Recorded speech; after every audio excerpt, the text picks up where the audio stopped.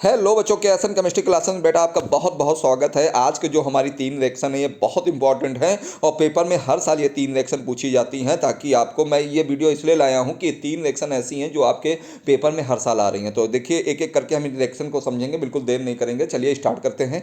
देखिए पहली रिएक्शन आपकी क्या है, पहला देख लीजिए आपका टॉपिक क्या है। टॉपिक ये है आपका बेटा यहाँ पर एथिलअमीन के परीक्षण। एथिलअमीन के परीक्षण का मतलब है प्राथमिक अमीन के परीक्षण। ठीक है, तो यहाँ पर आपको हम 3 रिएक्शन दिखाने वाले हैं। आपके एक शॉर्ट नोट में आ सकता है कार्बिल एमीन अपक्रिया या आइसोसाइनाइड परीक्षण, इस नाम से भी आ सकता है। तो इसमें हुआ क्या है, ध्यान दीजिएगा। इस रिएक्शन में यहाँ पर हमने एथिलअमीन लिया है, क्लोरोफॉर्म लिया है, पोटेशियम हाइड्रोक्साइड लिया है। ठीक है, तो यहाँ पर हमने क्या किया है, जब एथिलअमीन की क्रिया क्लोरोफॉर्म और पोटेशियम हाइड्रोक्साइड के साथ कराया है तो यहाँ पर आप देखोगे बेटा, यहाँ पर ये जो पोटेशियम है ये Cl के साथ क्रिया कर लेगा और बना लेगा KCl। साथ में यहाँ पर C2H5 ले लिया मैंने, और ये देखिएगा यहाँ पर आपका क्या आ गया, N पहले आ गया और C बाद में आ गया, यानी NC अगर आ जाए तो ध्यान रखिएगा ये आइसोसाइनाइड है। तो C2H5 को बेटा हमने क्या बोला, एथिल, और NC है तो ये क्या हो गया आपका आइसोसाइनाइड, ये बन गया एथिल आइसोसाइनाइड। साथ में पोटेशियम क्लोराइड और क्या बन जाएगा आपका यहाँ पर जल बन जाएगा। रही बैलेंस की बात, तो बैलेंस आप देख रहे हैं यहाँ पर 3 KCl हैं, तो 3K और 3Cl मिलके क्या बन गए आपके 3KCl। ठीक है, आपको बैलेंस बहुत अच्छी तरीके से देखना है। तो यहाँ पर आप देख सकते हैं O को, O यहाँ पर देखिए मैंने कितने O ले रखे हैं 3, तो जाहिर सी बात है यहाँ भी कितने O हैं 3 हैं। तो आप कार्बिल अमीन की अपक्रिया में आप ये लिखेंगे कि एथिलअमीन की क्रिया क्लोरोफॉर्म व पोटेशियम हाइड्रोक्साइड के साथ कराते हैं तो एथिल आइसोसाइनाइड व पोटेशियम क्लोराइड जल बनता है। तो ध्यान रखिएगा इस बात को कि ये रिएक्शन जब आपके सामने, ध्यान दीजिएगा, अगर यहाँ पर बेटा, अगर यहीं पर मैं ले लेता हूँ CN और कार्बन और नाइट्रोजन के बीच हमेशा ट्रिपल बॉन्ड होता है, तो ये हो गया साइनाइड। क्या हो गया, साइनाइड। ठीक है, और इसी जगह मैं N पहले ले लूँ C बाद में ले लूँ, यहाँ पर रहेगा ट्रिपल बॉन्ड ही, तो ये हो गया आइसोसाइनाइड। अगर N पहले है तो ध्यान रखिएगा ये क्या है आपका आइसोसाइनाइड। ठीक है, आइसोसाइनाइड। तो CN है तो साइनाइड, और N पहले है, नाइट्रोजन पहले, कार्बन बाद में है, तो ये क्या है आइसोसाइनाइड। सेम थिंग यहाँ पर भी आप देखोगे, यहाँ एथिलअमीन की क्रिया जैसे ही क्लोरोफॉर्म से कराया, पोटेशियम हाइड्रोक्साइड भी लिया, तो यहाँ पोटेशियम ने क्या किया, तुरंत Cl के साथ क्रिया करके KCl बना लिया। और साथ में यहाँ पर एथिल ने क्या किया, एथिल जो नाइट्रोजन पहले है और कार्बन बाद में है, तो ये क्या होगा एथिल आइसोसाइनाइड, और बचा कुचा क्या होता है जल। तो इस प्रकार की कार्बिल अमीन की जो अपक्रिया आइसोसाइनाइड परीक्षण है, वेरी मोस्ट इंपॉर्टेंट है, इसको तैयार करके जाइए। लगभग हर साल पेपर में आती है, तो इस रिएक्शन को आप क्लियर कर लीजिए और नोट्स बना लीजिए। अगली रिएक्शन आपके सामने है हाफ मैन मस्टर्ड ऑयल अपक्रिया। ये भी एथिलअमीन यानी प्राथमिक अमीन के परीक्षण में आती है।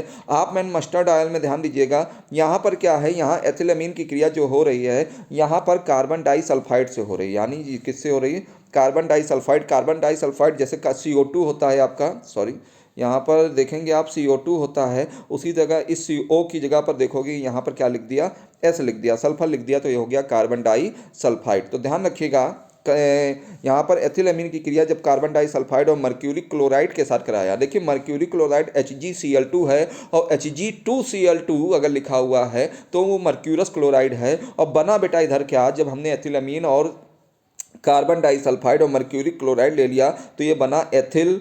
यहाँ पर N पहले है तो आइसो शब्द का प्रयोग करेंगे, ध्यान रखिएगा। N यहाँ पर मैं कलर दूसरा ले लेता हूँ, दूसरा कलर ले लेता हूँ जी।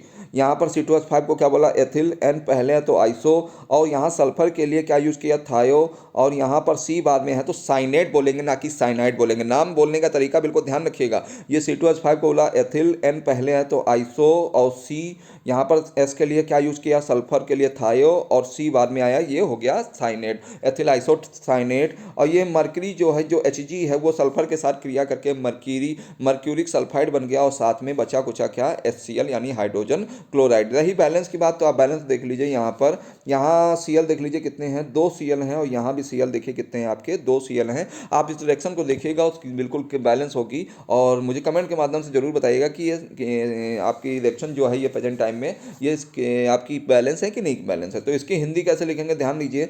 एथिलअमीन की क्रिया कार्बन डाइसल्फाइड के साथ मर्क्यूरी क्लोराइड के साथ कराते हैं, जब गर्म करते हैं तो एथिल आइसोथायो थायोसाइनेट व मर्क्यूरी क्लोराइड व हाइड्रोजन क्लोराइड यानी अम्लराज आपको आसानी से मिल जाता है। ये भी एक इंपॉर्टेंट रिएक्शन है, इसको भी अपनी इंपॉर्टेंट वाली कॉपी पर नोट करिए, हाफमैन मस्टर्ड आयरन अपक्रिया। देखिए अभी आपने ऑर्गेनिक केमिस्ट्री से रिलेटेड वीडियो नहीं बनाए हैं, वीडियो आपने नहीं देखे हैं तो प्ले लिस्ट में जाइए, मैंने चैप्टर वाइज वहाँ पर बना रखे हैं। आपको मेरा चैनल ही बेटा इंपॉर्टेंट है यहाँ पर ऑर्गेनिक केमिस्ट्री के लिए। मैंने इनऑर्गेनिक केमिस्ट्री को भी पढ़ाया है मगर ऑर्गेनिक केमिस्ट्री पर बहुत जोर दिया है, तो आप वहाँ पर नोट्स बना सकते हैं चैप्टर वाइज। मैंने पूरा पढ़ा रखा है जड़ तक, वहाँ पर जाइए नोट्स बनाइए और 90+ मार्क्स अच्छी तरीके से आएंगे, मुझे पूरा विश्वास है। ठीक है, चलिए आगे क्या है, लास्ट रिएक्शन है आपकी नाइट्रस अम्ल से क्रिया।